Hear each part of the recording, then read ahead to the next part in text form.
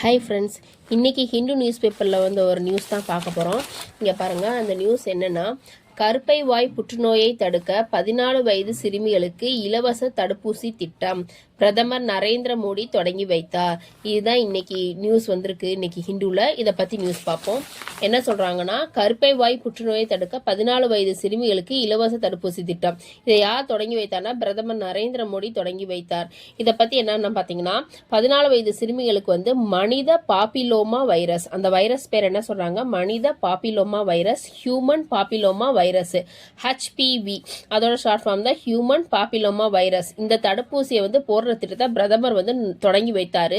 இவ்வகையான வைரஸ் கருப்பை வாய் புற்றுநோயை உண்டாக்க காரணமாக இருக்குன்றாங்க. பெண்களுக்கான கருப்பை வாய் புற்றுநோயை உண்டாக்க காரணமாக உள்ளது. இத்திட்டத்தில் ஆண்டுதோறும் 1.15 கோடி சிறுமிகளுக்கு இலவசமாக தடுப்பூசி போடப்படும் அப்படின்னு சொல்லியிருக்காரு. அனைத்து மாநிலங்கள் மற்றும் யூனியன் பிரதேசங்களில் உள்ள அரசு சுகாதார நிலையங்களில் இத்தடுப்பூசி வழங்கப்படும். இது பெற்றோர் காப்பாளர்களோட அனுமதியுடன் இந்த தடுப்பூசி போடுவாங்க. இது கட்டாயம் இல்லை, ஆனா போட்டா நல்லது.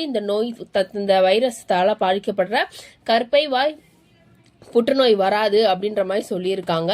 ஸோ இதை நேற்று ராஜஸ்தான்ல பிரதமர் நரேந்திர மோடி தொடங்கி வைத்திருக்கிறார். தேங்க்யூ.